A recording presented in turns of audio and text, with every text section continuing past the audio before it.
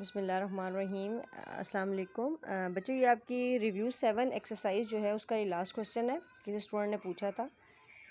यहाँ पे देखें, आपको ऑर्डर्ड पेयर्स दिए हुए हैं। एक ए वैल्यू है, उसके पेयर है ए है, और सेकंड बी पॉइंट है। Then you have the point C, और लिखा हुआ है कि these are the collinear points. Collinear means के all these points lie on a straight और सेम लाइन। ठीक है, that B is the such that B is the mid point of A C. और ए बी सी 3 पॉइंट्स हैं, यानी ए to सी अगर कोई line है तो बी उस लाइन का मिड पॉइंट है। ठीक है, तो हमने क्या करना है, find the values of x and y. ठीक है, कोलिनियर मीन्स ये देखें कि हमारे पास ऐसे एक लाइन है ए से लेके सी तक, और इसके कोऑर्डिनेट्स हमने लिख लिए हैं, पॉइंट ए के बी के बी और सी के बी। ठीक है, बी को इन्होंने मिड पॉइंट कहा है। Now we have to write the formula of mid point. यहाँ पे देखिए हमने मिड पॉइंट का फार्मूला लिख लिया है, और अब मिड पॉइंट हमने फाइंड नहीं करना, बल्कि मिड पॉइंट की वैल्यूज़ हमें गिवन है। ठीक है, तो हम यहाँ पे मिड पॉइंट की वैल्यूज़ पुट की हमने।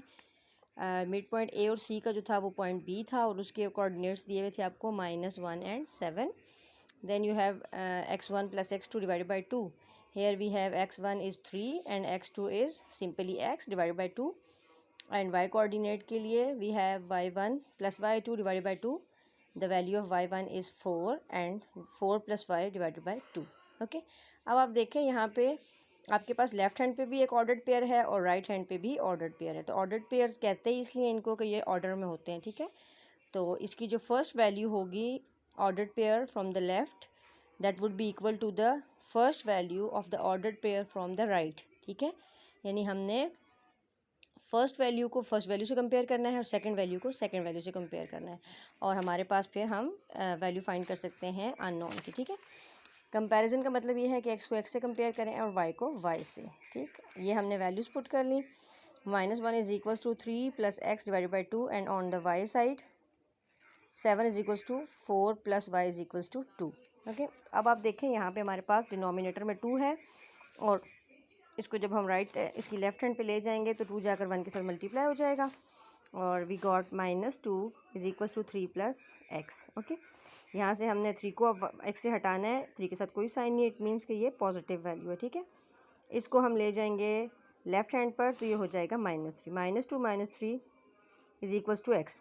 Now the value of x is -5। ठीक है, तो इसी तरह हम राइट हैंड पे जो हमारा सेकंड कोऑर्डिनेट है, यहाँ से भी हम पहले 2 को मल्टीप्लाई कर देंगे 7 के साथ। It will give us 14। 4 + y is equals to 14। ठीक है, अब 4 को हमने यहाँ से हटाना है, क्योंकि हमें y की वैल्यू फाइंड करनी है। तो 4 को 14 के पास ले जाएंगे, और जगह वो चेंज होगी तो इसका साइन भी चेंज हो जाएगा। 14 - 4 इज़ इक्वल्स टू y, और जब हमने सॉल्व कर लिया तो हमारे पास y की वैल्यू क्या आ गई, 10 आ गई। ठीक है, तो हमने कोऑर्डिनेट ऑफ c फाइंड करने थे, that was x and y, और हमने जब फाइंड कर ली वैल्यू तो हमारे पास वैल्यू क्या आ गई, c, और first coordinate is -5 and the second coordinate is 10, और ऐसे आपका क्वेश्चन सॉल्व हो जाता है। ठीक है, आई होप आपको समझ आ गया होगा। इसके अलावा अगर कोई आपका क्वेश्चन हो तो आप वो भी मुझे भेज सकते हैं। Thank you.